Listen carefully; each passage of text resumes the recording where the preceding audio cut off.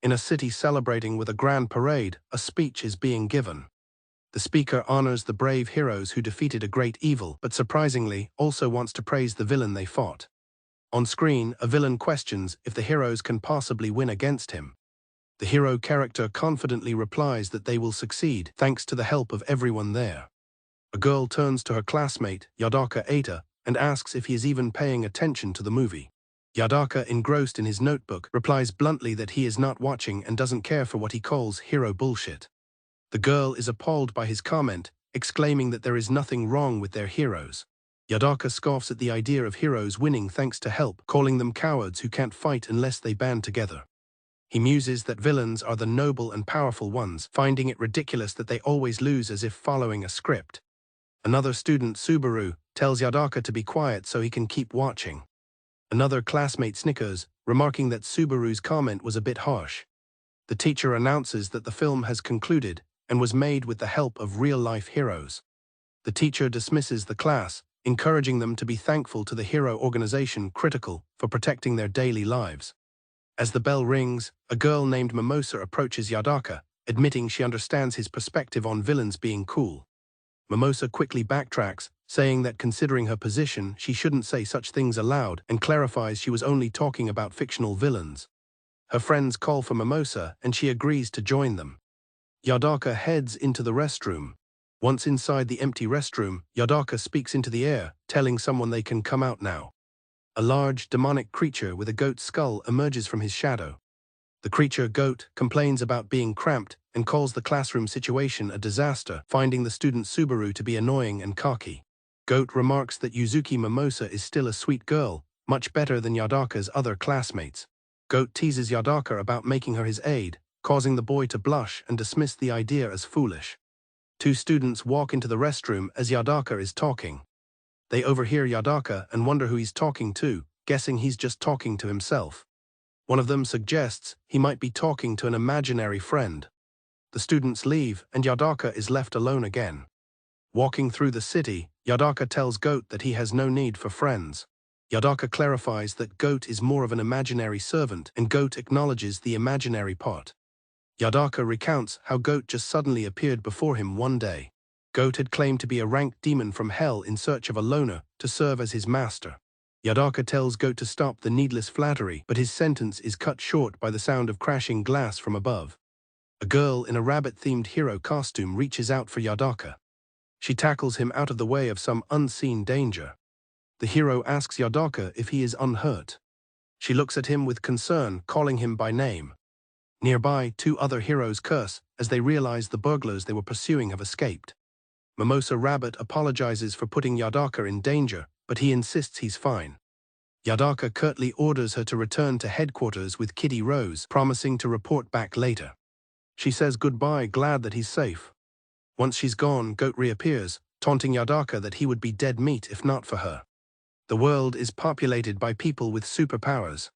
These powers range from super speed and strength to excreting matter-dissolving fluids. Those who use their powers for evil are called villains, while heroes use theirs to keep them in check.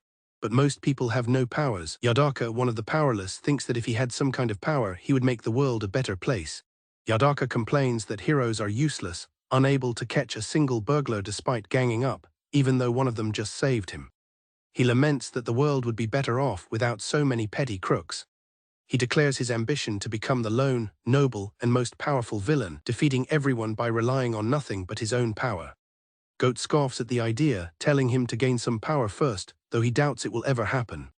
From a cookie tin, Yadaka pulls out a green, shimmering stone. He tells Goat it's a stone he picked up in elementary school after skipping PE class. He is convinced its green sheen means it's one of the meteorite fragments that hold hidden power. He believes that if he uses it, he is sure to gain power. Goat asks why he hasn't used it yet, and Yadaka replies that there's no need to rush. He suddenly realizes his notebook is gone. Goat reminds him he was using it in class, and Yadaka panics, knowing he's doomed if anyone reads it. He slams the door open and rushes out of his room. He finds Subaru and his friends in the classroom, holding his notebook. Subaru tells Yadaka that his notebook fell off his desk. Yadaka nervously asks if he looked inside. Subaru replies that he didn't. He adds that he couldn't care less about it.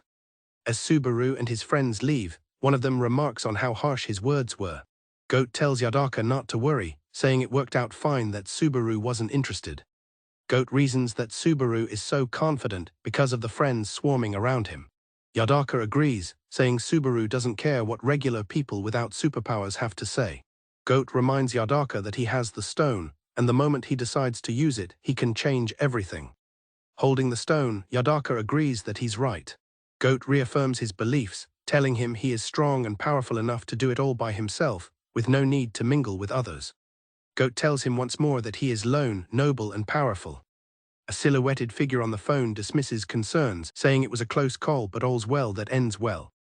They explain that their escape was simple. The person on the phone explains that their target was rather soft, so it melted pretty fast. The next day, Yadaka's class is on a field trip to the New Canaan History Museum.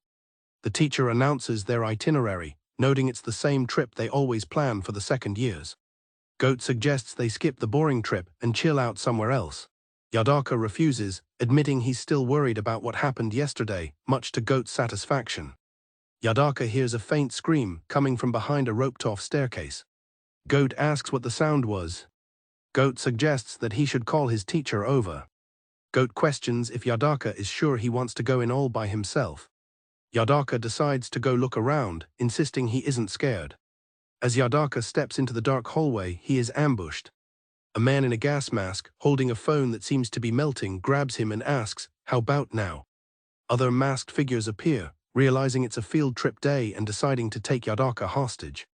The burglars discuss their situation, confirming their informant at the bank was a dud. The leader turns his attention to Yadaka, whose hand is now covered in a strange goop, and warns him not to even think about running away. One of the burglars suggests demanding a ransom for Yadaka. The burglar asks Yadaka for his parents' contact information, and Yadaka internally regrets having destroyed his phone. Annoyed by his silence, the burglar tells the brat to stop ignoring him. The burglar asks if he might be a meteorite orphan, causing Yadaka to flinch. The mention of the giant meteorite impact visibly affects Yadaka, and the burglar calls him a poor lad. The burglar apologizes for bringing it up. Their conversation is interrupted by an emergency alarm. Yadaka inhales deeply. Then he exhales, steadying himself. The burglar asks what he's doing, taking such a deep breath.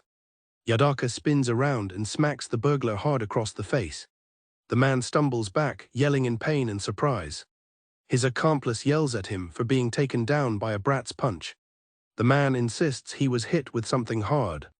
Yadaka slams a door shut behind him as he escapes. Yadaka tries to escape through a fire exit. The burglars bang on the other side of the door. He panics as he realizes he's trapped. The fire alarm has been sealed shut with the burglar's melting power. He pulls out his stone, vowing to stand back and melt the door himself. He tells himself it will only take a moment. He tries rubbing it on his head. He even tries licking it, but nothing happens. Frantically, Yadaka wonders how he is supposed to use it. The horrifying truth dawns on him, it's just a shiny rock. He realizes he simply didn't want to accept the truth. Yadaka breaks down, cursing his situation. He laments that if it weren't for this, the stone would have stayed as his emotional support. He desperately wonders what he should do from now on. He calls out for Goat, asking why he isn't saying anything. He is met with silence. With tears streaming down his face, Yadaka comes to a devastating conclusion: Goat was never there to begin with. He grips a metal pipe. His expression hardens as a new resolve forms. As the burglars continue to melt the door, Yadaka tells himself everything is okay. A threat echoes from the other side of the door. The burglar shouts that he won't be safe after this. Yadaka tells himself that everything is going to be okay because he is strong. In a flashback, a doctor checks on a younger Yadaka in a hospital bed. The doctor tells him his health checkups are finished and he should get some rest. Outside his room, adults discuss that he still can't be discharged as they need to monitor his condition. Yadaka overhears them say that he can't play with other kids and that his parents have also passed away. They pity the poor, lonely fellow. In the manga, a lone villain declares he is fine working alone because he is not weak like the others. Lying alone in his hospital bed, Yadaka reads a manga titled I'm Not a Hero. He is captivated by the cool villain, who declares he has no need for companions. Yadaka decides in that moment that he wants to be just like him, so that everything will always be all right. Back in the present, trapped in the storeroom, Yadaka reaffirms his resolve, telling himself he is not pitiful or pathetic and that he will not lose to people who can only survive in groups. Yadaka declares to himself that he is lone, noble, and also the most powerful. The melted door gives way and the lead burglar emerges, his own body partially dissolved, mockingly commenting on Yadaka's feisty look. The burglar reveals a small, glowing stone, declaring it's time to use it. He taunts Yadaka, saying of course he wouldn't know what this awesome stone is. He explains that with it, even ordinary people can gain a superpower. He explains that the more the stone is used, the stronger the power becomes, and that he will now use this rare and beautiful one. He pops the stone into his mouth, intent on growing stronger. His body begins to dissolve further as he revels in the amazing feeling. He shares that his greatest pleasure is melting smooth, flawless, beautiful things. The villain menacingly specifies that the flesh of little kids is his favorite and thanks Yadaka for the impending feast. He laughs maniacally. He asks if it's a scary thought. Unfazed, Yadaka thanks him in return, saying the villain is his favorite as well. Yadaka, now holding the glowing stone, laughs maniacally and tells the villain he is about to witness the greatest highlight imaginable. Meanwhile, outside, a student reports to the teacher that they can't find Yadaka anywhere. The teacher notes that he usually stays away from other people. Mimosa expresses her worry, reminding them that yesterday's perpetrators were never caught. Their concern is cut short by a strange rumbling sound, followed by a massive explosion. A giant, goat-headed demon smashes through the museum wall, holding the naked, screaming burglar in its massive fist as the students below stare in shock. The students look on in terror. The demon holds the screaming burglar. The massive demon lands with a thud. It lets out a triumphant laugh. A new figure clad in a dark, angular costume stands before the demon, laughing triumphantly. The massive demon goat looks down at the newly costumed villain, bewildered. The villain Yadaka dramatically proclaims that today is his birthday. Yadaka declares it's his birthday as well. The students scream in terror. The burglar, still in Goat's grip, writhes in agony. Goat complains that the dissolving stings and asks him to stop. Goat casually flings the burglar aside. Yadaka slaps a large sign on the wall. A shockwave pushes back the nearby students. The sign splashes against the wall as if it were liquid. Yadaka laughs, amazed that he can even do things like this. Subaru catches a classmate who was knocked over by the blast. He looks toward the new villain and sincerely thanks him. The students are shocked as a historical artifact flies towards them. Yadaka, annoyed by the thanks, yells at them to shut up, angrily questioning who would want to save people. He curses as he stands amidst the destruction. The burglar is sent flying into a wall. Goat catches him again, remarking that the fight is harsh. The burglar pants, exhausted and defeated. Yadaka declares his invulnerability thanks to his new armor and asks if this is all the world has to offer. Yadaka tells Goat to release the burglar. He turns his attention to a statue, sarcastically noting that this all happened thanks to it. He slaps the statue. The statue disintegrates into dust. Yadaka thanks Goat for his help and announces his new goal, to make the world a better place. He will defeat all worthless heroes and pathetic villains, all using his own strength. The terrified burglar asks if they aren't allies. Yadaka coldly rejects the notion, declaring that the burglar is not an ally but a servant, an extension of his own power. With a powerful kick, Yadaka sends the burglar, now trapped inside a display case, flying down the long museum corridor. The students watch in shock. Amidst the wreckage, Yadaka spots a branch of flowers from a shattered vase and picks it up. He walks away from the scene, leaving the students behind. He holds the branch of flowers in his hand. As he leaves, Yadaka walks past Mimosa and hands her the branch of flowers. She is left blushing and confused, holding the unexpected gift. In an alley, Yadaka disposes of the burglar. He celebrates his victory, laughing maniacally that he won all by himself. He runs off, shouting that it serves the world right, and that everything will be all right from now on. He joyfully exclaims that he can finally live on his own. However, Goat appears behind him, pointing out that he still desires to have normal friends. Goat mentions his interaction with the girl, and the flowers as proof of his desire for a girlfriend.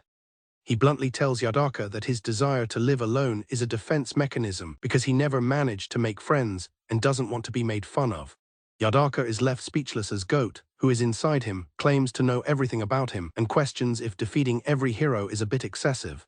Yadaka angrily tells Goat to shut his trap, but Goat calmly states he understands Yadaka's jealousy of popular heroes and their allies. He suggests they go defeat some heroes or villains to show the world how great Yadaka is, leading to more bickering between the two as they walk off. A decade ago, a giant meteorite struck the Earth. The impact devastated half of New Canaan, the world's largest city, but the event was not remembered only as a tragedy.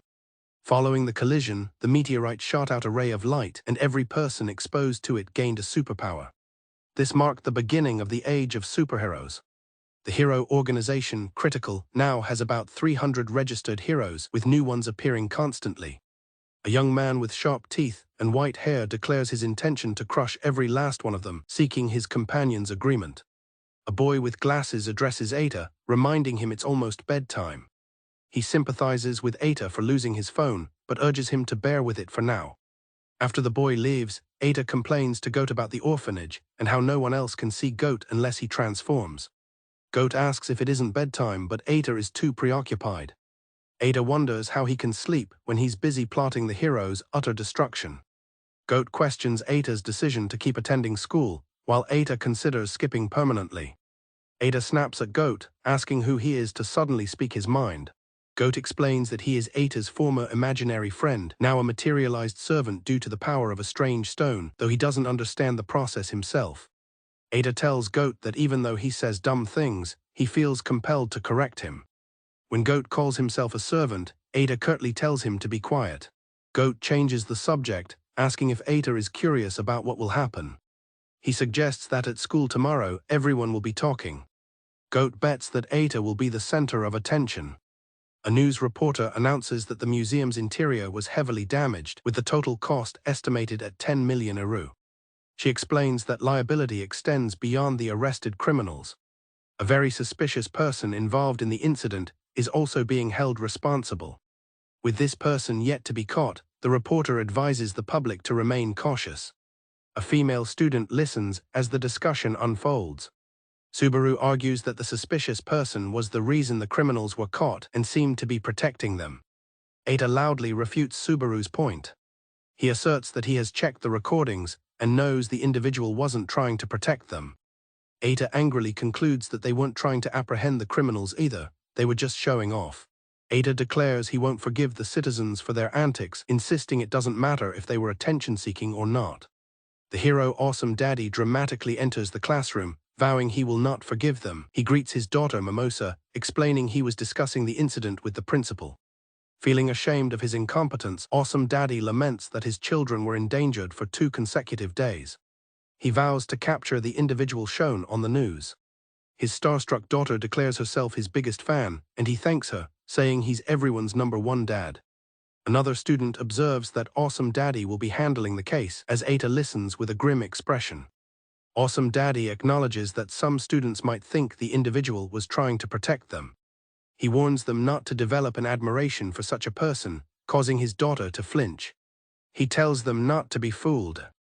Awesome Daddy sternly declares that the individual is nothing but a self-centered nuisance. He finishes by stating they are simply a criminal, as Eita listens intently. Goat reads Awesome Daddy's profile, noting his shtick of protecting all citizens as his family, which Eita finds ridiculous. Eita makes up his mind, deciding to defeat Awesome Daddy first. Goat questions his choice to target a strong hero right away, as Eita defiantly mutters that Awesome Daddy knows nothing. Eita claims his goal is to make the world a better place, calling himself the greatest of all villains, but Goat suggests that's just the image he wants to project. Eita wonders about the meaning of being held liable for 10 million. Goat dismisses the idea, doubting Eita could ever come up with that much money. The amount overwhelms Eita, who questions what kind of great villain would think about compensation, a sentiment Goat approves of. Goat points out a list of wanted criminals on the screen, but Eita dismisses it, ready to leave. A man frantically tries to escape. Awesome Daddy confronts the fleeing man, informing him that he is wanted for first-degree robbery and will not be allowed to escape. The cornered robber curses his luck. He wonders if he can still use his power, thinking it might just work. A huge steel wall suddenly appears, forcing Awesome Daddy to stop his pursuit. Awesome Daddy asks the robber if this is the work of his superpower. The robber retorts, asking how else a wall of steel would just appear.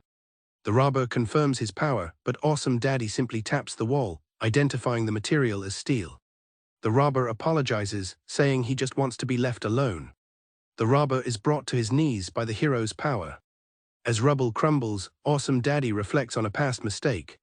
He explains that a citizen died because of his error, and he won't let it happen again. He offers to forgive the robber's crimes if he atones, as he considers him family. The robber, fidgeting, calls the hero's stance disgusting. He warns the hero that there's more than one kind of steel, and with time to focus, he can do more.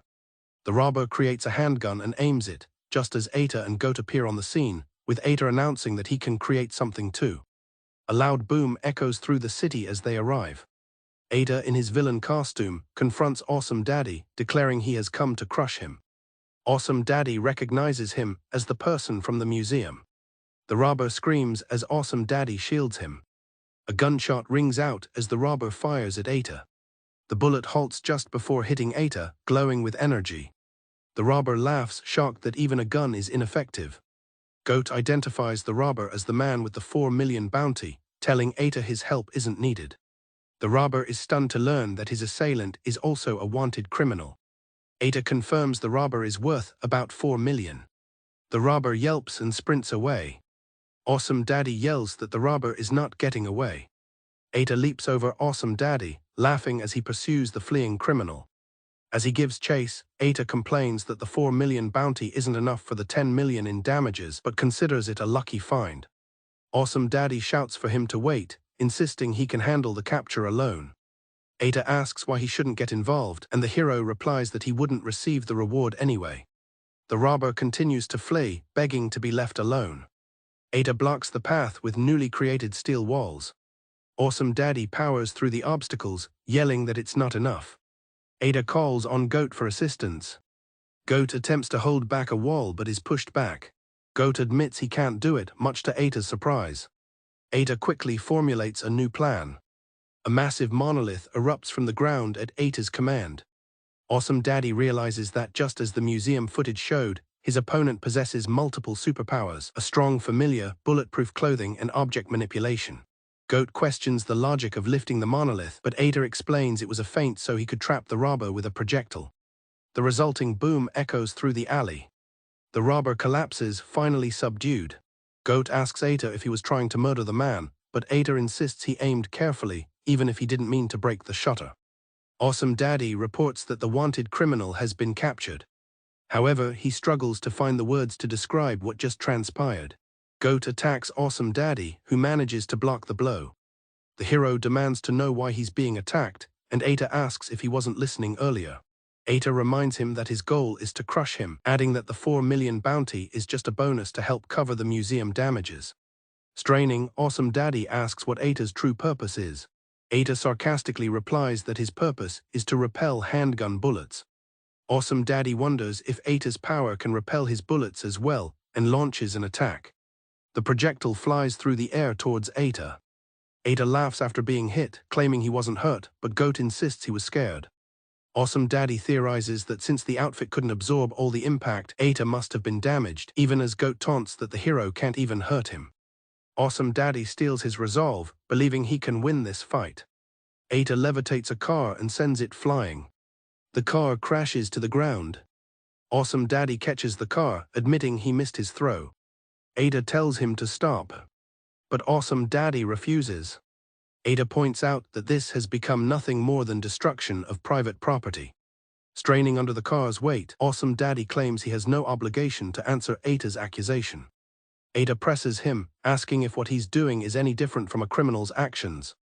Awesome Daddy explains that due to his strength power, some damage is inevitable, but the organization will cover the costs. Eita is shocked to hear him say this for real. The hero quickly backtracks, claiming it was a slip of the tongue. He insists he is careful to keep damage to personal property at a minimum. Awesome Daddy realizes they are nearing the main street. He worries that he can't subdue Eita before they arrive and needs backup.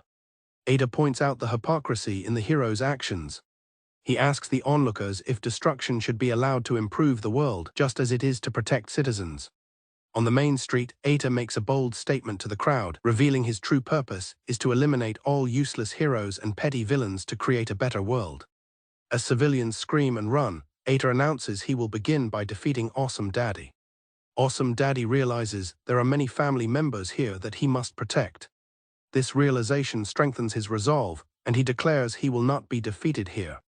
Eita mockingly questions if the hero can only win when there are people to protect. Eita dismisses heroes as useless.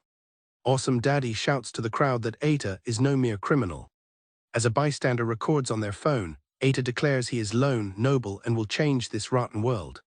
He makes his ultimate proclamation: he is the greatest of all villains. Goat lifts a massive container ship, which floats above the terrified crowd. Awesome Daddy looks on in horror. The ship is gently set down on a building. Eita stands proudly upon Goat's hand. Laughing, Eita declares his victory. He announces his intent to defeat all heroes before leaving the scene. Awesome Daddy and the crowd watch them go stunned. As they leave, Goat asks Eita how he defines defeating his opponents, and Eita explains it means rendering them completely helpless. Eita explains that he wants his victory against a hero to be known across the world. His ultimate goal is that once his strength is recognized, no one will ever make fun of him again. Goat quietly agrees. Eita feels he's off to a good start, but Goat comments that the timing was just barely acceptable. A news report announces that Awesome Daddy has made a donation to the History Museum to make amends for the recent incident. Watching the report, Eita sarcastically remarks on the hero's sense of humor. Goat points out that Eita's grand speech probably hasn't reached the world yet and suggests they forget about the 4 million bounty. The villain declares his intent to defeat all heroes. A woman in a nun-like outfit wonders if the new villain will prove to be a problem. Her colleague dismisses him as just an anti-hero, questioning if he's even worth discussing. A blonde-haired man is ashamed that Awesome Daddy was defeated and that the villain escaped on his watch. It is decided that the individual will be put on the wanted list as a precaution. A man with dark hair and glasses finishes his report and asks for questions, to which someone responds affirmatively. The scene shifts to a large, official-looking building. Students look at a video of the villain, commenting on his strength and wondering if Awesome Daddy really lost. Eita listens in, thinking to himself that this must be why he was put on the wanted list. His classmates comment on his newfound infamy, and Eita admits that he enjoys the attention. Students muse that his identity will surely be revealed to the world one day. Eita daydreams that by the time that happens, the world will have no choice but to acknowledge him as the greatest of all villains. Goat interjects, pointing out that this is his true, lame purpose, prompting Eita to tell him to shut it. A girl comments that Eita is not cool at all, just childishly proclaiming himself the greatest villain. Goat teases Eita, saying he's no good. Goat then asks Mimosa if she likes that sort of thing, reminding her that as a hero she shouldn't fall for a villain. Mimosa asks Subaru for his opinion on Eita. Subaru sighs, considering his answer. Subaru shares his opinion, expressing disappointment that Eita is just another trifling villain and not a hero. An unseen voice thinks that Subaru doesn't know anything. Goat asks Eita if he's going to do something to silence critics like Karasuma today. Eita decides he must find a hero who gets a lot of attention and utterly defeat them. Goat sarcastically remarks that it will look awesome and not lame at all, prompting Eita to question his recent obnoxiousness. The hero group Zuke, consisting of a rabbit, bear, and cat-themed girl, poses for a photo with a fan. Eita, in costume, wonders what is happening. Mimosa explains that they are idle heroes who mostly do charity work and are still just kids, despite their powers. Goat identifies the 3 heroines as Mimosa Rabbit, Kitty Rose, and Veronica Bear, who make up the group Zuke. A sign announces that a portion of all sales will be donated to help restore disaster-stricken areas. When Goat asks if they meet his criteria, Eita dismisses the idea of targeting them. The Zuke girl spots Subaru, and Mimosa asks if he is a friend of hers. The girls realize Subaru is the mayor's son, and he apologizes for causing a fuss before asking for a photo. Subaru humbly states that he is just another fan and wants to help the city. Goat realizes Subaru is the son of a powerful man, while Eita wonders what a mayor is. Eita questions why the son of the mayor would attend a normal school, but Goat doesn't know.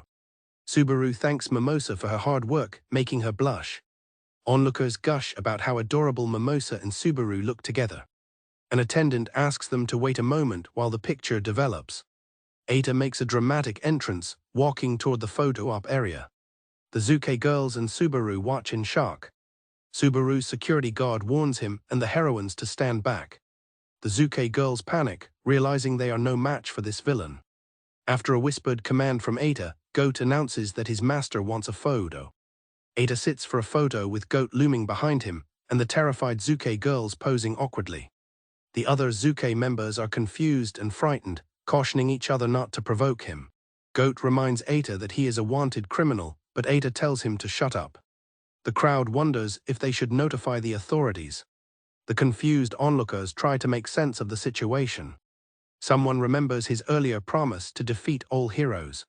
Mimosa asks Ada why he would hand her flowers, questioning his contradictory actions. Ada averts his gaze and tells her not to look at him. He demands that she say something, but she can only stammer in confusion. Suddenly, Ada finds himself bound by thick straps of smoke. The source of the smoke is revealed to be Serpent Smoke, who exhales a plume. Serpent Smoke appears and informs Ada that he has been captured. The crowd is shocked, recognizing the Serpent Smoke. Ada struggles against his restraints, shouting that this is merely second-hand smoke. Goat affirms Serpent Smoke's command. Goat attempts to tear away the smoke restraints. However, his efforts only cause the smoke to tighten its grip. Serpent Smoke explains that if they try to forcibly escape, the smoke will just strap them again. He coolly states that any struggle is pointless. Serpent Smoke comments that the situation is pretty annoying. He reveals his strategy. Knowing Ada can only manipulate things he's recently touched, he decided to tie up his hands first, rendering him helpless. An observer remarks that it seems Awesome Daddy just had a bad matchup. Ada continues to struggle, frustrated by his capture. Ada and Goat are restrained and guarded inside a transport. A prison bus drives down the road. Goat tells Ada not to give up, thinking he has only stopped struggling to preserve his dignity. Ada insists that he will not stop fighting here. The smoke restraints begin to dissipate from his body. The guards notice the restraints giving out but dismiss it, confident he can't do anything. Ada spots a photograph that has fallen to the floor. The guards identify the people in the photo as Zuke and the mayor's son. One guard suggests returning the photo, but the other decides it's too much trouble. Ada tells Goat he will free them in an instant. The guard holding the photo is suddenly smacked, causing him to drop it. Goat, now free and enormous, holds one of the tiny guards as the other looks on in terror. Goat explains that since he only has a physical form when Ada is transformed, a brief moment of freedom was enough for the restraints to fall off. The guards are thrown from the moving bus. The driver, unaware, congratulates his colleagues on a job well done. Goat disposes of the guards, tossing them from the bus. Ada asks if he killed them, but Goat assures him that he held back. Goat expresses his gratitude for his invincible armor. Ada surveys their surroundings and asks if they are in some kind of prison. Ada suggests they leave and Goat agrees, warning that it will run out soon. As Ada asks what will run out, his transformation suddenly ends. Ada is shocked to find himself back in his normal form, and Goat confirms he was right. Goat explains that his physical form is not the only thing created by the stone's power. He reveals that Ada's transformation has a time limit, likely around an hour. Ada angrily asks why Goat didn't tell him sooner, but Goat says he had no proof. Ada panics at the thought of his identity being revealed if he is seen now. Ada realizes that without his powers, he will be captured without being able to resist, a fact Goat confirms. Determined to escape, Ada turns, only to find Subaru sitting right there in the bus. Ada stares in shock at the person before him.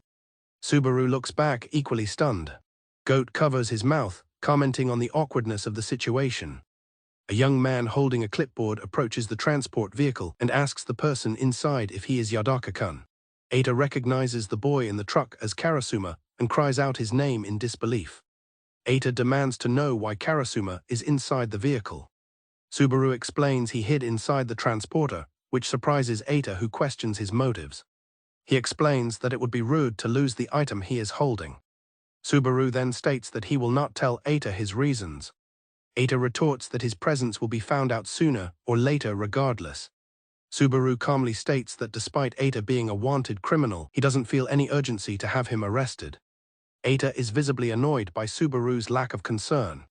Subaru clarifies he's not taking Ada anywhere, he's simply not interested.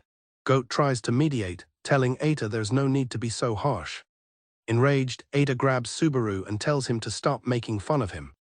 The photo album falls open, revealing pictures of Subaru with various heroes. Eita stares in shock, asking what all of this is. Eita asks if Subaru is collecting photos of heroes, prompting Subaru to quickly hide the album.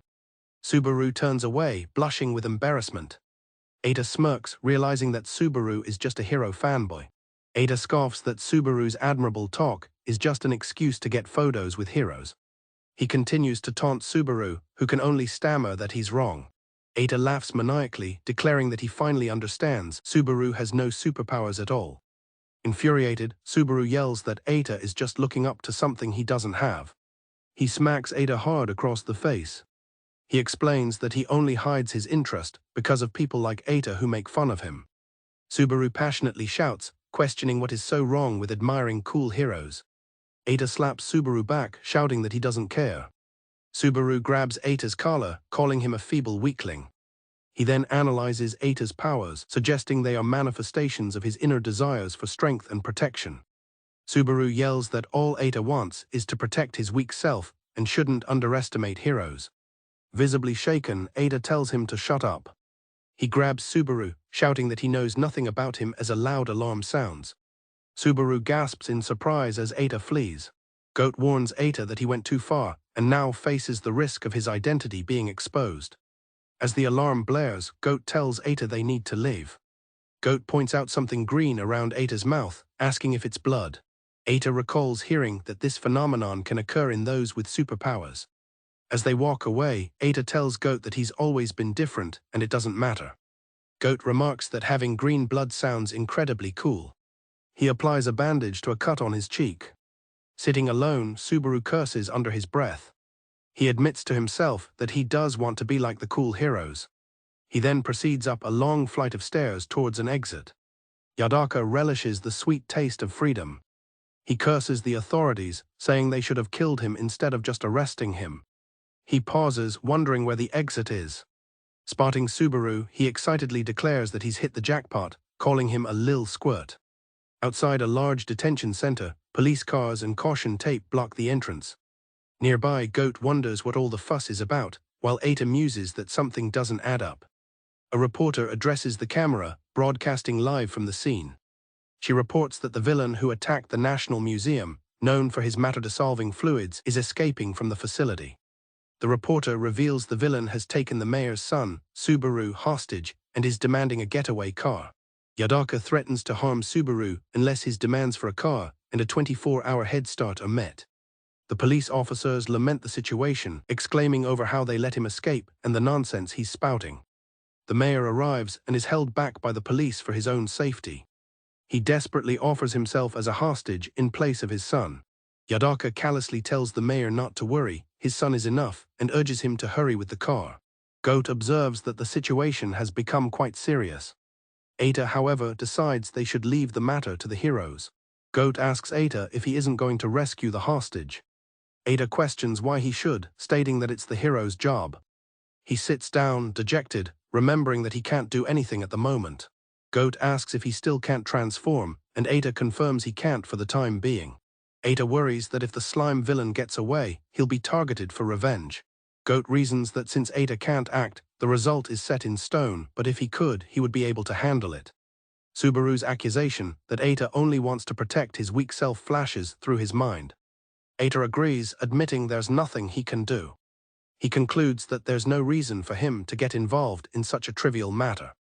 Yadaka questions how long the preparations will take. He threatens to harm one of Subaru's fingers to speed things up. The mayor panics, yelling that the car is being prepared and pleading with him to stop. The hero Awesome Daddy assures the mayor that he will prevent any harm from coming to his son. Awesome Daddy resolves to use all his power to detain the villain. The mayor gives a look that could kill. Awesome Daddy reminds himself that as heroes, they should never think about murdering another person. Yadaka scoffs, noting it's been 3 hours, plenty of time for him to prepare for any tricks.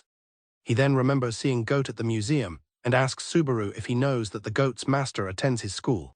Yadaka describes Eita's appearance and background as a meteorite orphan, hoping to jog Subaru's memory. He offers to search every orphanage near the school and asks for any information Subaru might have. Yadaka promises not to lay a hand on Subaru if he provides information.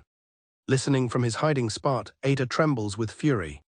With the car ready, the mayor demands his son back, but Yadaka says he'll return him when he's done. Yadaka remarks that he gave Subaru a chance to talk, but the boy chose to stay silent, suggesting he might know something. Yadaka wonders aloud if Subaru's silence is due to hero-like spirit and psyche. Ada is stunned by this observation. With newfound determination, Ada stands up, ready to face the situation. Goat senses the change in his master. He clenches his fists, his expression resolute. Yadaka realizes he's been talking too much. He assures everyone that he will return the mayor's son safely as long as his demands are met. Awesome Daddy grits his teeth in frustration, calling Yadaka a bastard. The reporters look on, bewildered by the turn of events. Suddenly, a large armored foot slams down in front of Yadaka and Subaru, startling them. Ada, now in his full villain attire, lands dramatically atop the getaway car. He mockingly greets the shitty minor villain, Yadaka, and asks if he's been missed.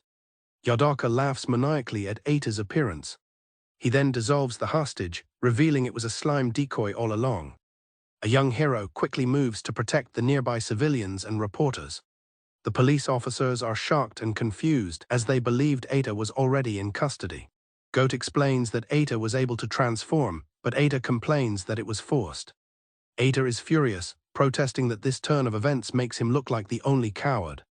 Yadaka sees this as a perfect chance to defeat the infamous villain himself. Yadaka mockingly thanks Ada for coming. Suddenly, the real Subaru delivers a powerful kick to Yadaka's midsection. A brilliant flash of light signals the arrival of another hero. The police move in and secure Subaru. The newly arrived Princess Hero asks Subaru if he enjoyed being saved by a beautiful lady. Subaru thanks the princess for the rescue. Ada laughs, glad that the nuisance is gone so their fight can begin. Yadaka grabs Ada, ready to attack. He taunts Ada, eager to see his flesh melt, but Ada confidently states that won't happen because of his armor. Yadaka's attack manages to break through Ada's invincibility. Ada is shocked that the attack actually hurt him. Meanwhile, Goat smashes the nearby car and rushes to Ada's side.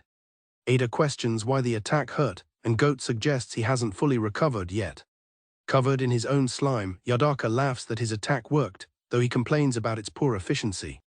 Ada calls the sight gross, while Goat explains that Yadaka used the melted matter as a cushion. Awesome Daddy turns to the princess and suggests they support Ada in the fight. Ada warns the heroes to stay away, insisting that this fight is his and his alone. Awesome Daddy is taken aback, questioning if they can't help at all. The princess points towards Goat, asking about his supposed ally. Ada angrily declares that Goat is his servant and an extension of himself, not an ally. Yadaka launches another attack at Ada. Ada grunts in pain from the attack. Goat cries out a warning to his master. Yadaka continues to advance, muttering for Ada to come closer. Despite the pain, Ada reaffirms his strength and power. Yadaka mocks Ada, aware of his power to manipulate things he touches. He confidently declares that he won't let Ada touch anything. Ada calmly reveals that it's too late, he has already touched something. The getaway car lifts off the ground, controlled by Ada's power. Ada commends his opponent's courage for facing him alone. Ada begins to demand compensation for the trouble. He uses his power to slam the car down onto Yadaka. Yadaka cries out in pain, but notes that it's just one limb down. Awesome Daddy stands victorious, holding the defeated Yadaka over his shoulder. Yadaka, covered in his own goo, warns that Awesome Daddy's hand will now melt. The hero remains completely unfazed by the threat. Awesome Daddy slams Yadaka into the ground with overwhelming force. Yadaka's body goes limp as he's knocked unconscious. The reporters watch the scene unfold with stunned expressions. The crowd erupts in cheers, thanking Awesome Daddy for the rescue. Ada is utterly bewildered by the turn of events. He confronts Awesome Daddy, asking what about his own contribution to the fight. Awesome Daddy calmly thanks Ada for his cooperation in apprehending the villain. Ada throws a piece of rubble in frustration. He angrily declares that he wasn't cooperating and fought because he wanted to, using his own strength. He points a finger at the heroes, vowing that they will all be his next targets. The police shout for someone to catch the escaping villain. A A magazine cover shows the photo taken earlier of Zuke with Eita and Goat. Mimosa looks at a photo, pondering whether Eita is truly a villain. As they escape, Goat asks Eita about his leg, but Eita brags about how easy the fight was. He insists the injury is nothing to worry about. He boasts that by defeating the villain and rescuing the mayor's son, public attention on him will be at its peak. Eita laughs triumphantly, his hand trembling. Eita proudly proclaims that he is, of course, the greatest of all villains. The scene changes to a high-security vault door, labeled with the number 25. Yadaka is shown bound and gagged inside a secure cell. He thinks about how he managed to melt Eita a little, but still couldn't see his flesh. He struggles against his bonds, frustrated that he was so close to victory, and resolves to escape. Suddenly, the door to his cell slides open. Yadaka looks up in surprise at the unexpected opening. He questions if the door opening was a malfunction or even passable. He wonders if he's on a lucky streak. He thinks he must escape quickly before anyone notices. However, the door suddenly slides shut. A figure appears inside his cell, holding a knife to his bonds. Subaru informs Yadaka that his weakness and time limit have been exposed, meaning heroes will now be hunting him. Goat asks a sleeping Eita if he will be okay. Eita confidently replies in his sleep that he can fight back against any hero. In the cell, Subaru violently stabs the restrained Yadaka. A strange, new figure emerges from Yadaka's wound. Yadaka stares in disbelief, wondering what this new thing is. The two figures stand in a pool of Yadaka's blood. The mysterious figure coldly states that villains like Yadaka should not be allowed to live. In a parallel thought, the figure asserts that Yadaka must be killed off. The figure pulls back its hood, revealing the determined face of Subaru Karasuma. He declares that Yadaka will be killed by a hero like him. Full of newfound ambition, Eita declares from his bed that the world will tremble before him, only for Goat to wish him a simple good night. Eita stares blankly at Goat, his grand moment completely deflated. The absurdity of the situation makes him burst into laughter. He internally criticizes Goat for being uncool and mutters a flat agreement. A news report announces the recapture of the villain known as Dissolving Fluid Man, thanks to the efforts of heroes. Meanwhile, a social media post trends with the hashtag #VillainGoat, sparking a discussion. A student describes the new villain, unaware that Yadaka is listening nearby. Yadaka silently fumes, wondering if they could have come up with a better name. Yadaka complains to his companion about the public deciding on his name. He glances at a notebook, presumably filled with his own name ideas. His companion asks about his injured leg, suggesting he could have skipped school. Yadaka laughs, excited by the prospect of his newfound notoriety. A group of students crowds around Subaru, praising him for his supposed bravery. Yadaka gets up to leave, telling his companion he just needs to use the restroom. Subaru expresses concern, offering to accompany him to the toilet. Subaru follows Yadaka into the school hallway. Yadaka irritably asks him what he wants. Subaru asks about his leg, but Yadaka angrily brushes off the concern. Subaru smugly calls Yadaka a weakling, escalating the confrontation. The two argue, with Subaru threatening to reveal that Yadaka is merely a hero fanboy. The school bell rings, interrupting their argument. Subaru nonchalantly wishes him well as he walks away. Left alone, Yadaka considers spreading a rumor about Subaru, reminded that he holds the bigger secret. A girl approaches a surprised Yadaka.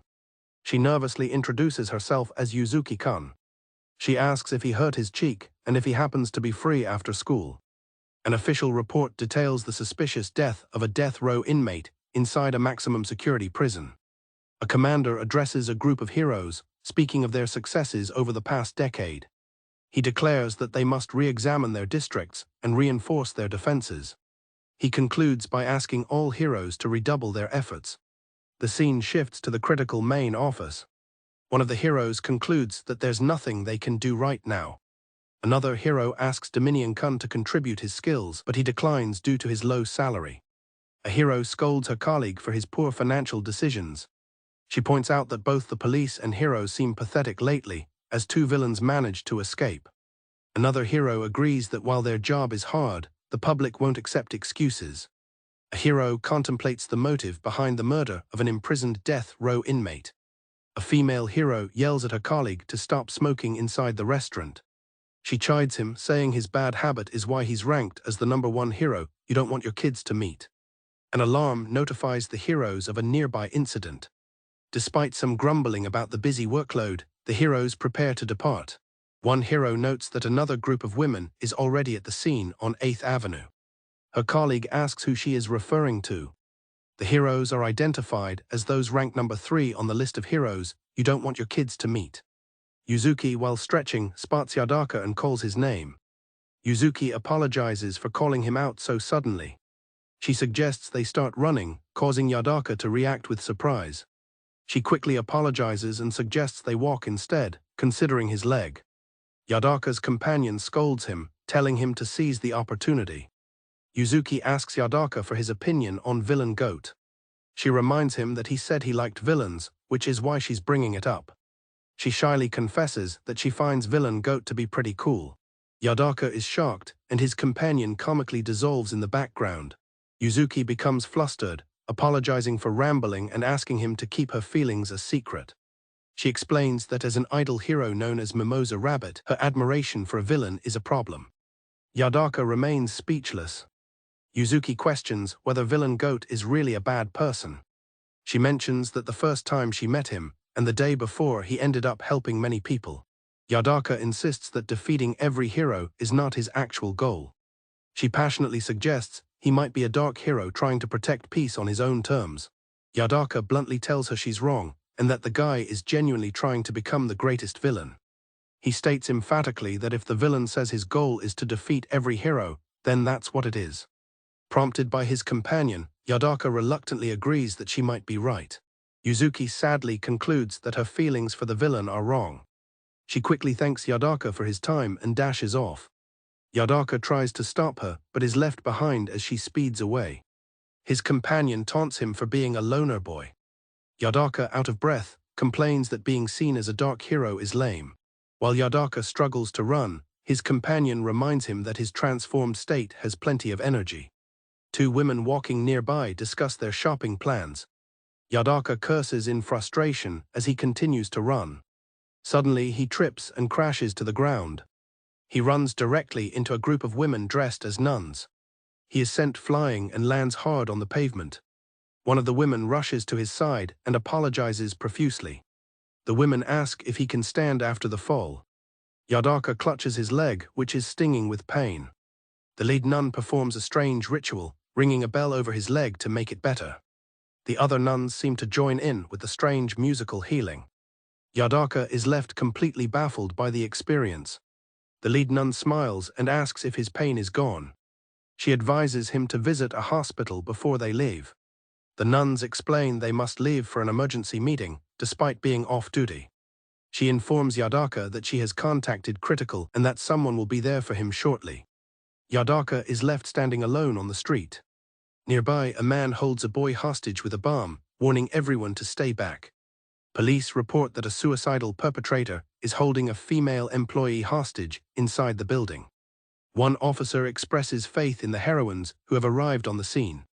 His partner agrees, stating the sisters are experienced in persuasion and their kind-hearted nature often convinces people to give up. The man apologizes to his hostage, accepting that they will die together. He is confused when he suddenly hears singing. He frantically looks around, trying to find the source of the sound. The music stops but then returns, causing him to panic. The nuns appear inside the store, startling the perpetrator. He screams, demanding to know how they entered. One of the sisters points to the door, saying they entered from there. The lead sister calmly explains that he didn't notice them because he had temporarily lost his hearing. The sister calmly tells the hostage that she is free to go. The man cries out that he will still die, even if it's alone. The lead sister gently asks him to disarm the bomb and talk to them, questioning his motives. She asks if he created the bomb with a superpower. He denies it, and another sister asks if that means he has no powers. He explodes in anger, asking if it looks like his power is useful. The lead sister expresses her happiness that he does have a power after all. One sister reports that the area is clear. Another confirms that the security cameras are also broken. They agree that the timing is perfect. The lead sister speculates that the recent murder of another superpowered individual was for a similar purpose. She apologizes for prattling on. The lead sister explains that when a superpower user dies, something can be retrieved from their remains, and asks the man to die for them. The man stares in horror, sweating profusely. She asks for his answer. Since he doesn't answer, she decides to continue with her song. The sisters resume their hypnotic singing. The man screams for them to stop. He continues to yell, begging them to stop singing. The lead sister lets out a gleeful sound. The man kneels on the floor, helpless and surrounded by the 5 singing sisters. His hand goes limp, dropping the bomb's detonator. The screen identifies the heroes as the sister hero Mary Goose Choir, 5 siblings who can hypnotize people with their voices. Yadaka realizes the sisters can hypnotize people. He understands now that they simply hypnotized him, which is why his leg began hurting again. He fumes that he lost sight of Yuzuki because of them and rejects their charity. He announces that he has made a decision. He declares that he will defeat the sister hero choir next. His companion points out that it's a personal grudge, and Yadaka agrees, stating he hates women who travel in groups. 3 women dressed as nuns apologize to their chief for having failed to save a life. The chief acknowledges they managed to rescue the hostage, but there's more to discuss. He tells them that as heroes, they need to be a ray of light for the world. The chief reminds them of the tragic meteorite strike that left many people without homes or families. He notes that the tragedy was so severe that some, like the recent culprit, are driven to take their own lives. He stresses that this is why they must be a source of hope for those kinds of people. The women solemnly affirm that they understand their duty completely. The chief states that the culprit's meteorite fragment has not been found and the search is ongoing. He asks if they have any idea where it might be. The lead sister apologetically replies that they sadly do not and haven't been able to locate it either. A young boy named Ada wakes up and cheerfully calls for his mother. His mother greets him, remarking on how early he is awake. Ada excitedly asks his mother if she's going shopping and says he wants to come too, but she denies it. From off-panel, his father tells her to stop pampering Ada so much. Ada happily asks for gummies, and his mother relents, suggesting they all go shopping together. The dream fades as Ada wakes up in the present, a bandage on his cheek. A large, monstrous creature with a goat's skull leans over him and wishes him good morning. Ada groggily complains about the creature's bulkiness. The creature, Goat, retorts that Ada is the one who ordered it in this exact size. As he gets ready, Goat mentions his official name is Villain Goat, which Ada dislikes but sees as proof of his growing notoriety. He laughs, thinking that from Yuzuki's standpoint, he must be pretty cool. Ready to go, he declares himself the greatest of all villains, pleased that everything is going well for him. As Ada heads for the door, Goat warns him of the tough road ahead, but Ada is determined to prove himself. Goat asks if he's leaving to fight the Mary Goose Choir, and suggests he wait until his leg is fully healed. Ada claims his plan is simply to not let them sing, or to not listen. He's interrupted by a familiar voice calling his name, much to his surprise. Subaru questions why Ada is going out on a Saturday morning. Goat tells Subaru how happy he is that Ada has started getting up early and eating breakfast again. Ada brushes them off, saying he has no time to watch the news. The television reports that the meteorite disaster destroyed 2 districts, leaving over 5,000 orphans behind. The news continues, explaining that many new orphanages were built in the unaffected Parisitan district to house the orphans. Ada and Goat arrive at a supermarket, and Goat asks why they are there. Ada explains he needs to get some new equipment first, and then he will go defeat them. He admits he rarely comes to places like this and doesn't know where anything is. Ada and Goat walk through the crowded supermarket. Goat asks if he's okay, and Ada replies that it's nothing. Ada admits that he just feels a bit off today. Goat deduces what equipment Ada is looking for and points him toward the correct section. Ada praises his servant, pleased that Goat already knows what he's thinking. Ada mutters to himself about scaring the heroes. He's interrupted by a voice calling him Yadaka. It's Subaru, who asks his bodyguards to wait at the exit so he can talk with his classmate. Ada thinks today is the worst, as Subaru approaches and advises him to stop talking to himself. Holding a pack of Hirogumi, Subaru mockingly asks if Ada is so keen on being captured. Ada retorts that nobody is going to be captured, dismissing the heroes as a bunch who are only good at singing. Subaru puts the pieces together, singing and multiple heroes. He realizes Ada is talking about the Mary Goose Choir, and Ada curses his bad luck. Subaru bursts out laughing, finding it ridiculous that a kid like Eita is challenging those women. Subaru explains that underestimating the choir is a mistake as they use 5 different types of hypnosis to skillfully restrain opponents. He continues, mentioning their popularity and how they were recently allowed to sing hymns in a church. Eita cuts him off, calling him a cringelord fanboy, which makes Subaru stop his rambling and agree that today might really be the worst.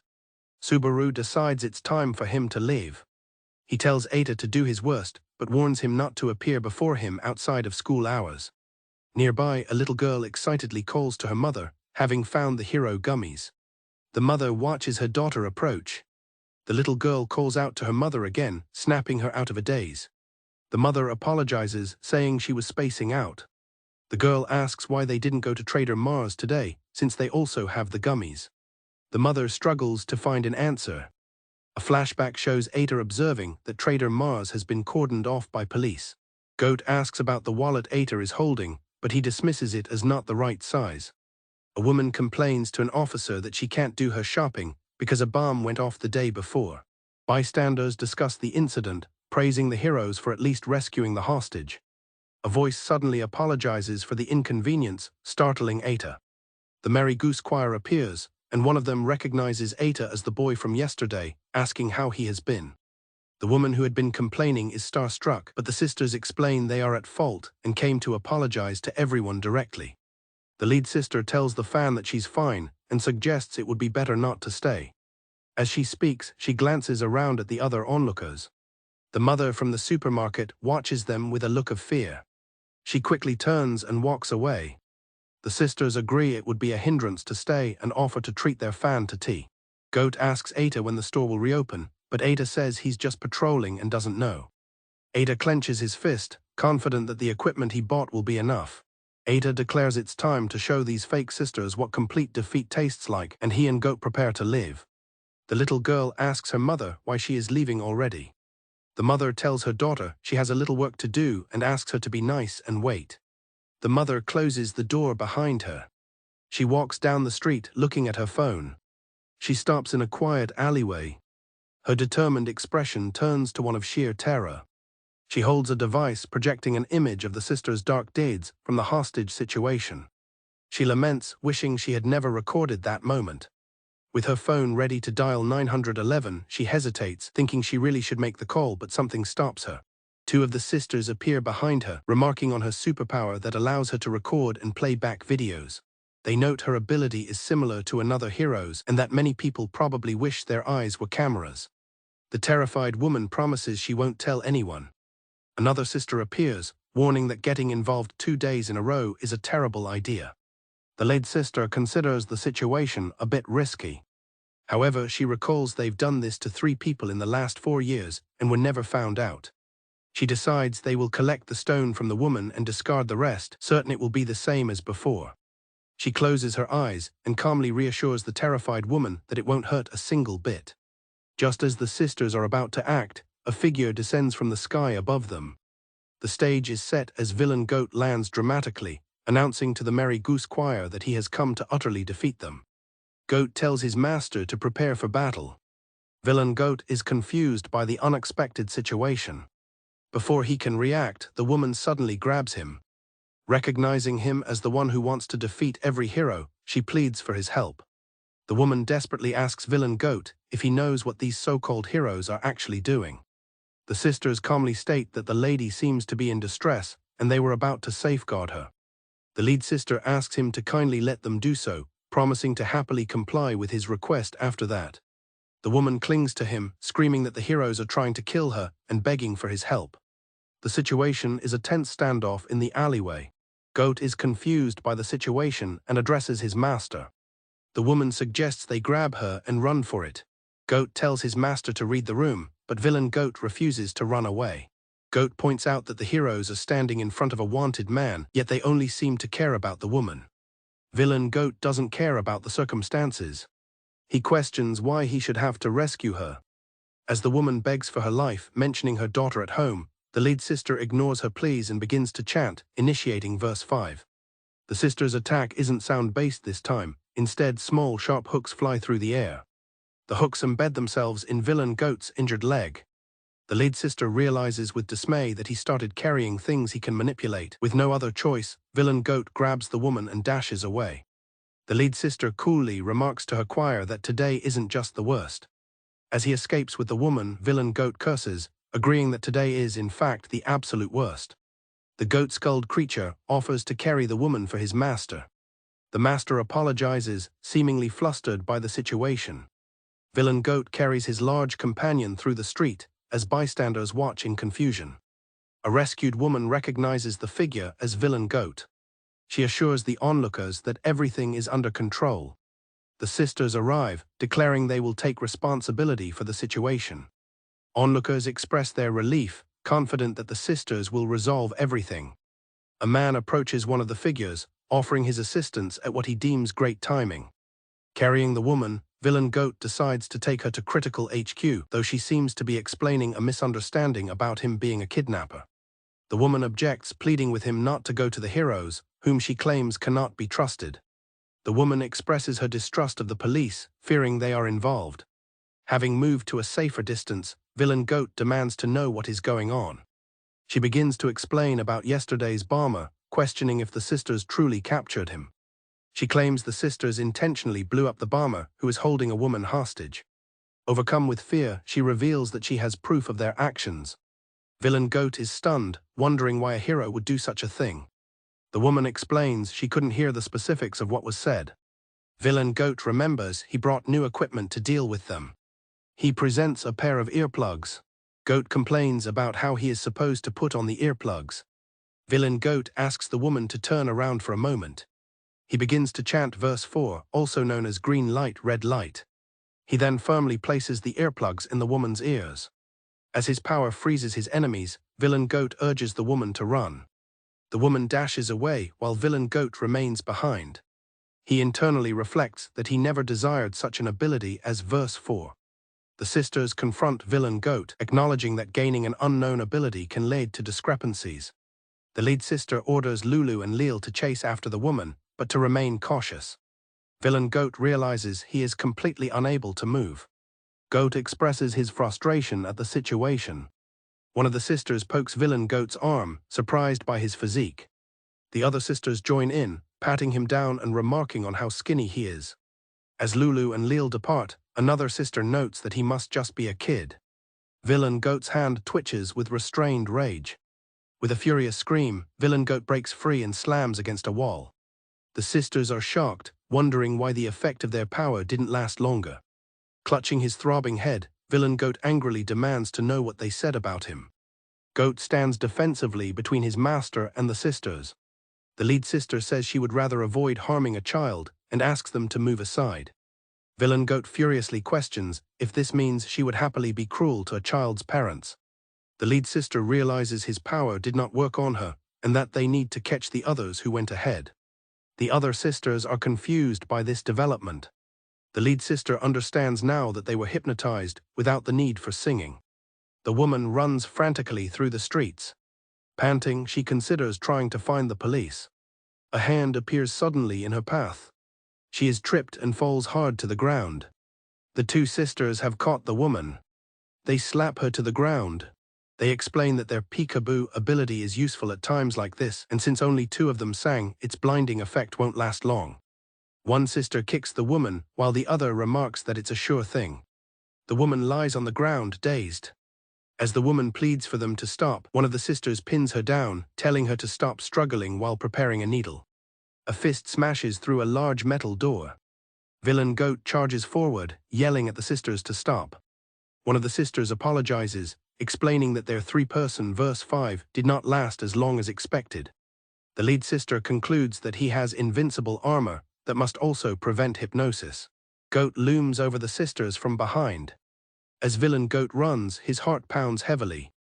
The sister pinning the woman down hesitates, confessing that she really does not want to do this. The woman gasps, confused about why she is involved and why she cannot see. Villain Goat tells them to stay where they are. The lead sister states she will be fine, as she has her invincible armor and their hypnosis does not work well. The woman cries out in despair, wondering why this is happening to her. Villain Goat steels himself, questioning why he feels compelled to intervene. The lead sister asks why he is so intent on protecting the woman. She questions why he is concerning himself with a civilian when his objective is to defeat all heroes. She speculates that he might have another objective, or perhaps he simply wants to pretend to be a hero. Goat warns his master not to listen to her and to focus on escaping. Goat reveals that before they arrived, the sisters hypnotized them without actually singing. He senses that something is wrong.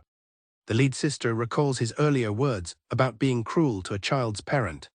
He asks if a child would be able to survive if both parents were to pass away. He elaborates that even if the woman died, leaving her daughter alone. The sister coldly replies that this is still New Canaan and there are more than enough orphanages to go around. A transparent barrier slams down, trapping Goat inside. Villain Goat can only watch in shock. The lead sister calmly states that everything is under control now. The barrier hero, Dominion, announces his arrival. He approaches the woman, asking if she is under hypnosis. Observing her reaction, he correctly deduces that she was affected by verse 2. The lead sister confirms his suspicion, claiming they affected her by mistake. The sister thanks Dominion for his help, but he tells her to stop making him repeat that he is not a child. She explains that a bystander told her what happened. Another sister adds that they were told Villain Goat abducted a woman. From under the barrier, Goat tries to protest that he did not. Dominion tells Goat he will hear him out later, as Goat complains about being buried alive. Dominion declares that with this, Villain Goat has been apprehended. The lead sister looks down, her expression unreadable.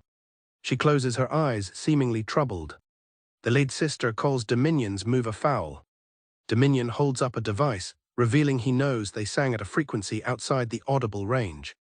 Villain Goat realizes that even if a sound is inaudible, it can still affect the brain. Dominion cheerfully asks why they would not want him to hear their singing. Taking both the current and previous day's incidents into account, Dominion comes to a conclusion. He declares that the sisters seem to be doing something very shady. The lead sister reacts with alarm. A barrier rapidly forms around them. Dominion stands before the sisters, now trapped inside his glowing barrier. Dominion states that he can guess their goal. He tells them to give it a rest, as distrust in heroes is already on the downfall. He explains that it is no use, as his barriers block any and all sound. He admits with a surprised look that this feature is rather inconvenient at times. The lead sister has a small, shining fragment on her tongue. Dominion crouches, feeling the barrier crackle with energy. The lead sister swallows the fragment. She begins to sing verse 5. Her powerful voice, amplified by the fragment, shatters Dominion's barrier. With the barrier gone, the villains are left scattered on the ground. Dominion collapses. The lead sister apologizes for using one of the fragments, knowing it was not for this purpose. The other sisters console her, saying it is not her fault, and lament that they will be unable to use the fragments for a while. The sisters decide to kill the 3 people present and run away, confident that the 3 fragments they will gain will be enough. The sister who hesitated before whispers an apology to Anna. The sisters reflect that under normal circumstances they would have been scolded for having to sing verse 5 so many times. A memory recalls a chant that makes people lose consciousness to be used only when absolutely necessary. The memory becomes a chaotic blur. The blur begins to clear.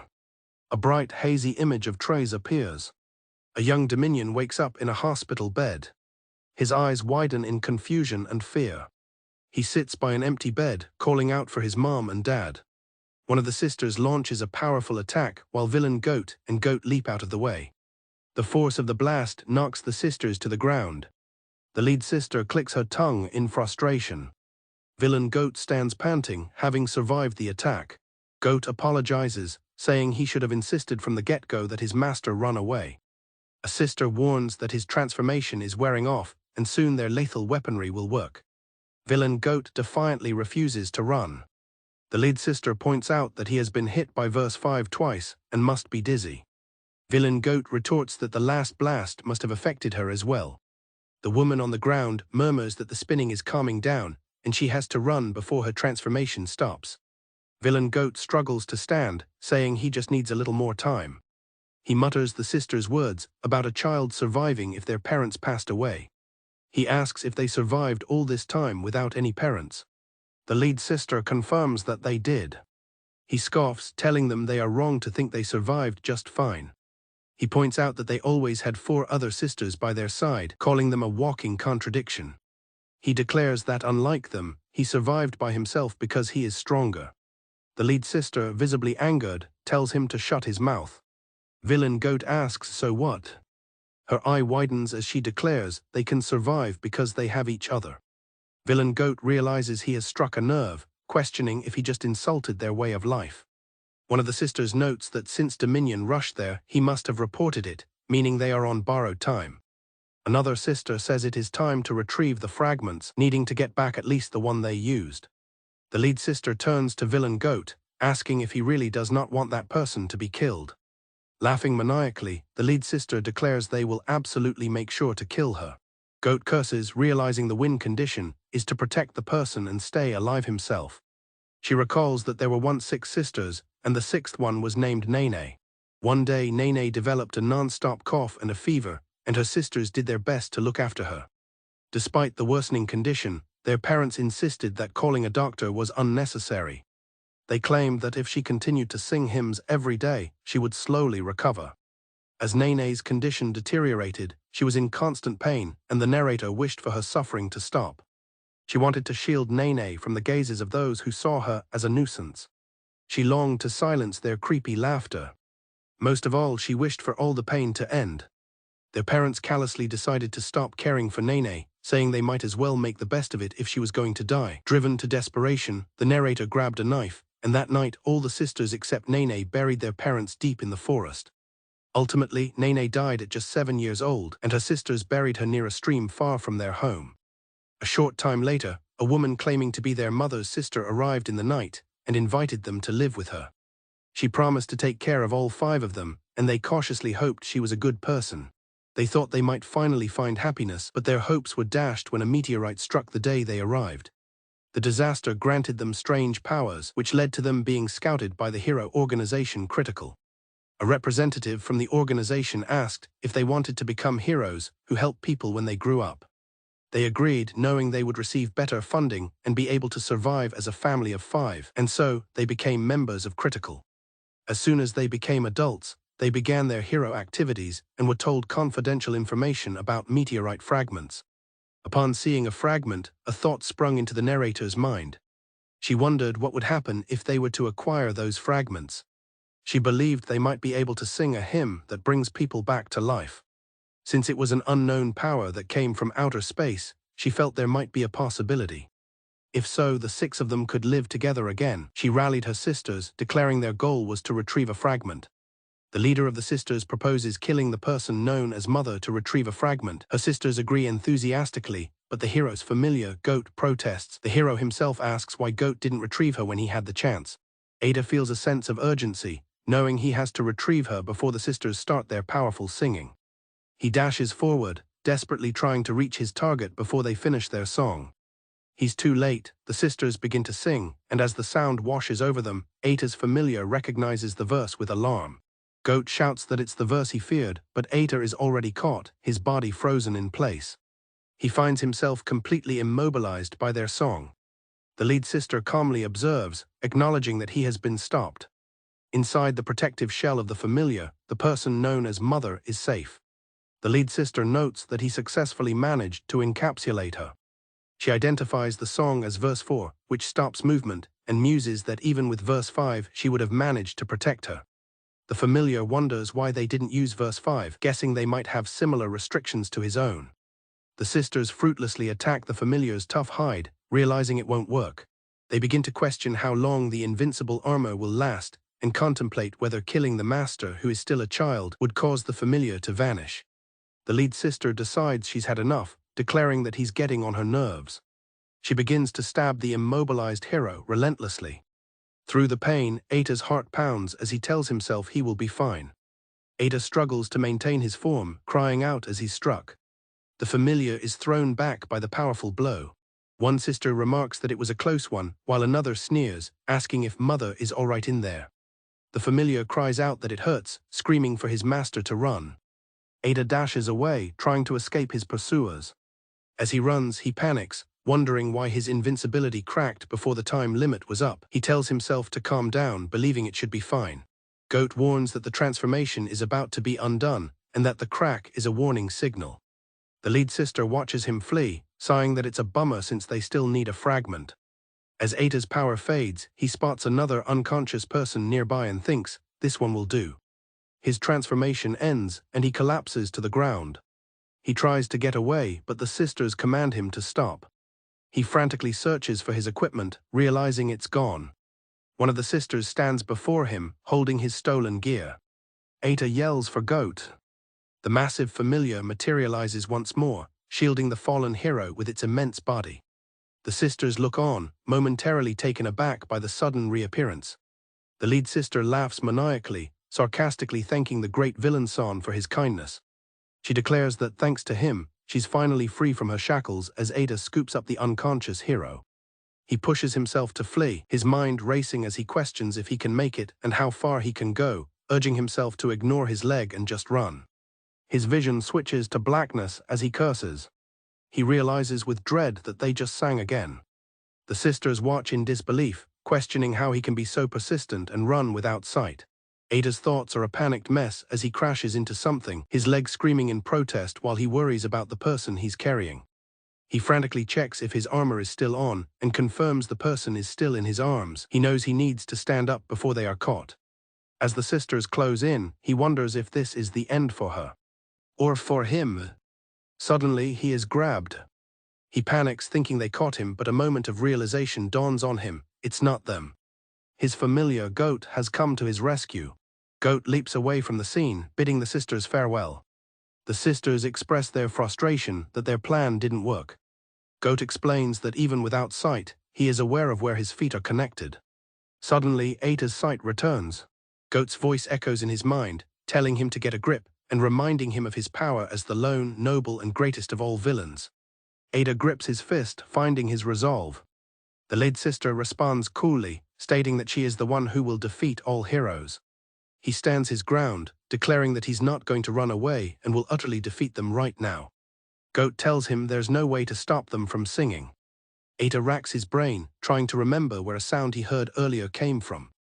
The lead sister thinks to herself that he should have aimed for their throats if he wanted to win. Goat muses that most villains would try to stop their singing, but he won't allow it. The lead sister laments that they can only use their special technique one more time, as she had wanted to save it for an escape. Without her mask, she tells her sisters that it's up to them to sing in a way he can't hear. Ata calls them foolish children, pointing out that they don't seem to consider the consequences of their actions. He tells them to give up, saying children like them should be protected and allowed to flourish in a safe place.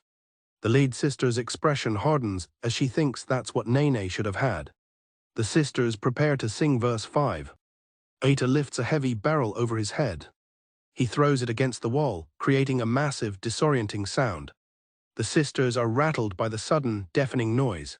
Goat exclaims triumphantly that he can't hear their singing anymore, and that it's time to shut them up. The lead sister considers it a waste of time, wondering if he really thinks he can escape before the noise dies down. Goat smashes the walkway with immense force, sending debris everywhere. The chaos causes the lead sister to recall memories of when her parents passed away. He reflects on his quick recovery from a past incident. He acknowledges that he is powerful. However, he firmly believes that if it were up to him, no one else should have to go through something like that. Suddenly, the lead sister's eyes widen as she yells, "Water!" Water splashes everywhere, drenching the sisters. Ata thinks to himself that with this, they won't be able to sing at all. Goat says nice and declares it's time to leave. The transformation ends abruptly, leaving Ata looking shocked. The hero he was carrying falls onto him, knocking him over. He stares in wide-eyed confusion. Ata attempts to drag the other hero to safety. Goat's voice urges him to run, but Ata, coughing, says it's no use. The lead sister rises, recognizing him and remarking, "So it was you." Ata looks back in terror. The lead sister states that their time is cut short. Ata watches her, still holding the unconscious hero. She leaps from the walkway, making her escape. The rescued hero remains unconscious on the grated floor. Another hero appears, looking down at the scene with disdain. He calls the fallen hero useless, comparing him to the other slackers. The other heroes gather, with one lamenting the gorgeous girls and another cursing that it was all for a few meteorite fragments. They decide the encirclement must be complete and prepare to give chase. The enraged hero vows he will never forgive the sisters for making a fool of him. Having escaped, Ada sits against a wall, exhausted and gasping for air. He looks back to see the other heroes have arrived on the scene. Relieved, he smiles faintly and whispers to himself, "We did it." Goat materializes, noting that it's finally over after some close calls. Ada cheekily asks if he can call it his win.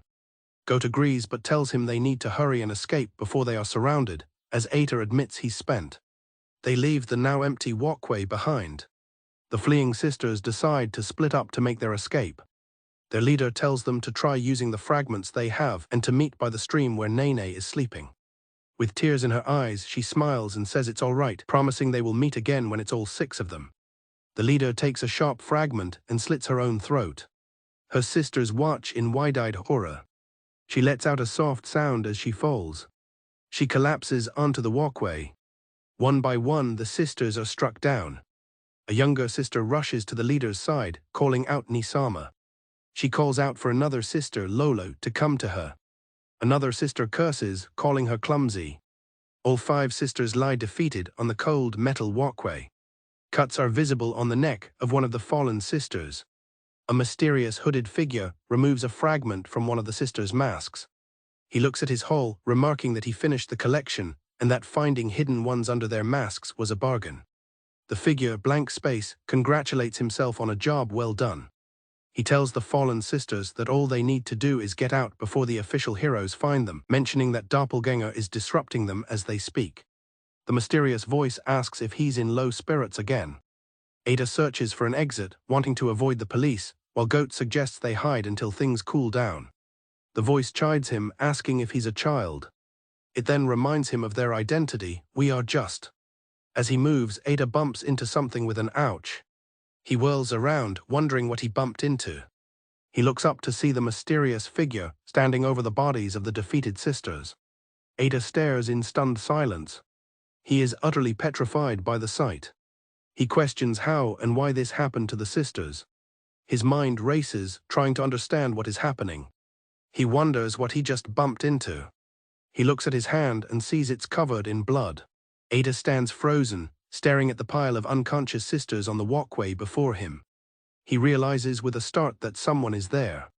The hero he rescued urges him to transform, but Ada shouts back that he can't. His friend tells him to run to the police or other heroes, dismissing Ada's worries about being found out. When Ada hesitates, his friend smacks him and tells him to just run. His friend's body suddenly bends over backward in an unnatural way. Goat's voice calls out urgently, trying to wake Ada. The possessed friend demands to know what bastard is doing this, yelling for them to stop. A voice welcomes him back. He finds himself in a clean, white room facing Ari. Ryoko tells him he's irritating and that she was worried, while another teammate boasts about their own performance. Ari asks him about the yield from his mission, holding out a hand. Ari tells them not to worry because they are doing the right thing. He reminds them that they are all heroes after all. Ryoko turns to Ada and asks if everything really went smoothly. He quietly answers, "Yeah." Ada sits alone, looking exhausted. Goat appears and tells him he's on a rooftop, much to Ada's confusion. His teammates arrive, with Ari explaining that an invisible person left him there. Ryoko remarks that if he says so, then everything must have gone fine. Ari meets his gaze with a placid expression, simply stating, "Yeah, everything's fine." Ada confronts Ari, demanding to know who or what the hell he is. One of them notes that considering how soaked the sisters were, they must have fallen into the water. Another hero agrees, suggesting they follow the water trails as the sisters wouldn't have had time to dry off. The muscular hero, Dominion, spots one of the sisters and leaps after her. The heroes decide to split up. He calls out to her, referring to her as Mary Goose, and states that while he considers all citizens family, he thinks of the sisters as companions. Dominion confronts a guard, who stammers that a sister just passed by.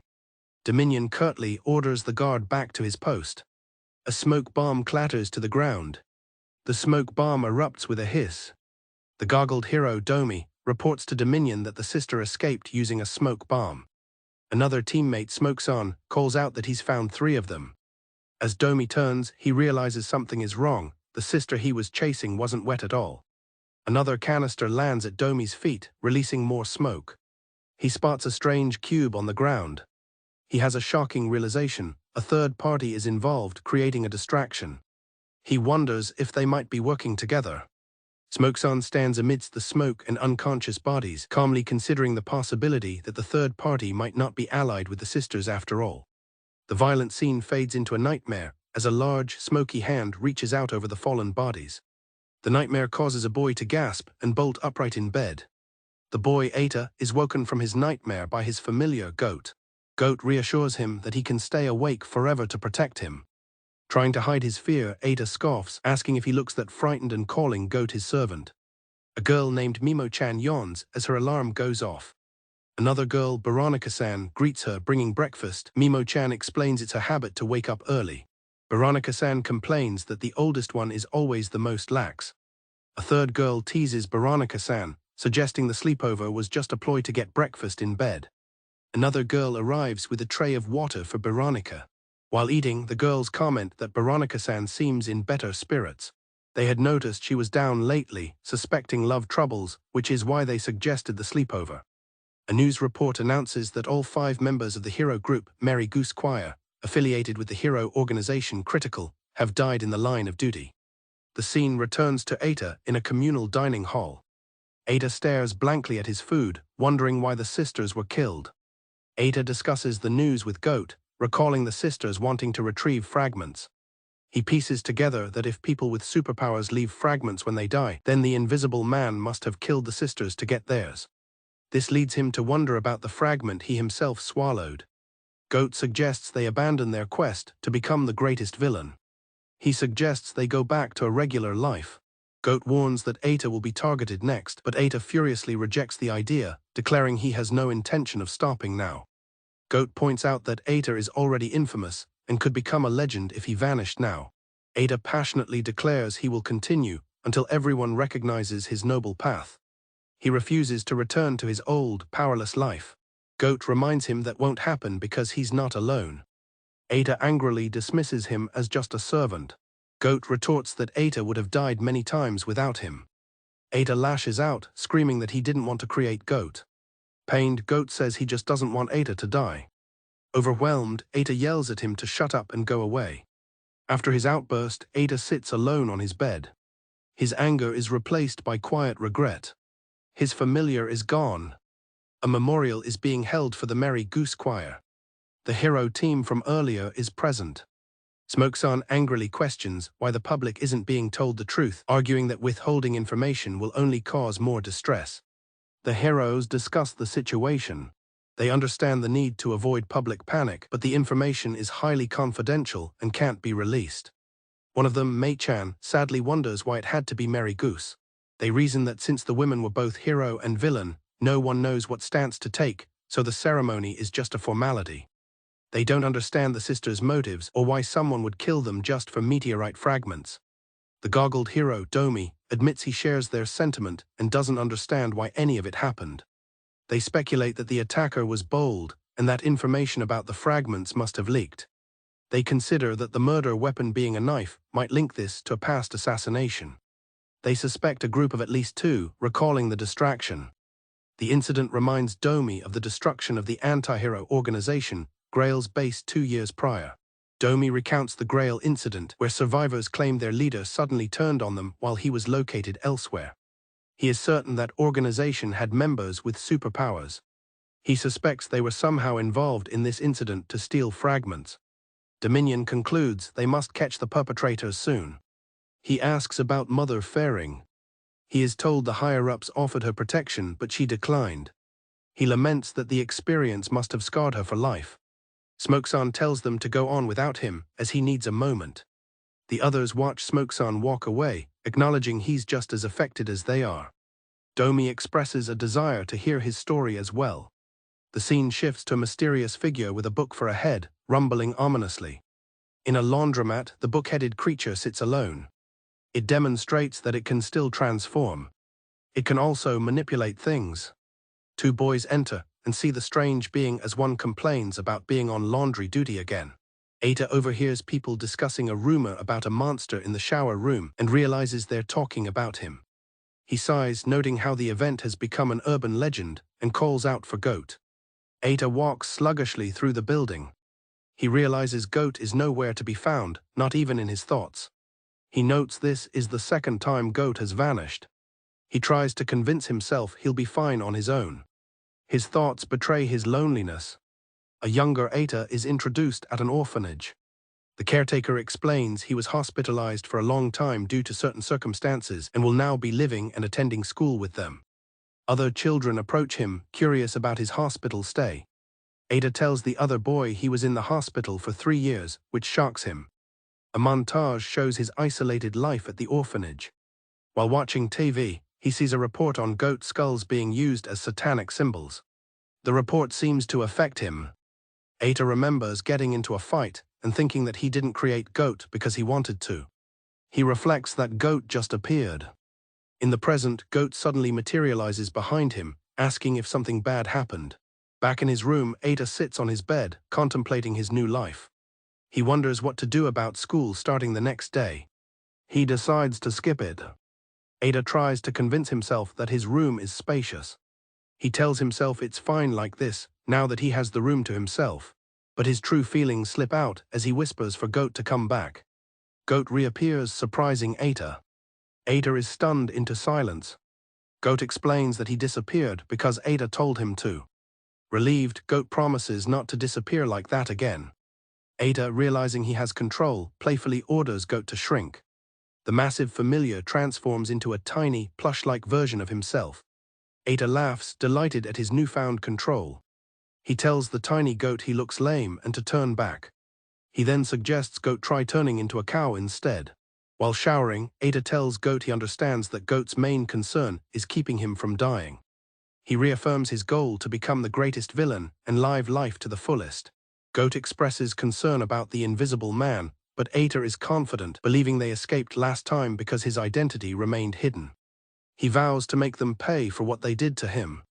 Ada laughs, declaring that since they've made him their enemy, he will defeat them.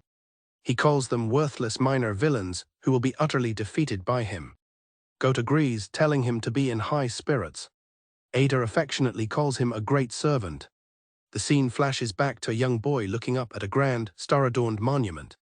The heroes discuss an upcoming parade celebrating Critical's founding anniversary. They believe it will proceed despite recent events, as the mayor's motto is to brighten up the world. Meanwhile, new information about the death of the Mary Goose choir has surfaced. A news report citing eyewitnesses names the notorious villain Goat as the culprit involved in the deaths of the Mary Goose choir. The heroes listen in disbelief and frustration at the arbitrary accusation.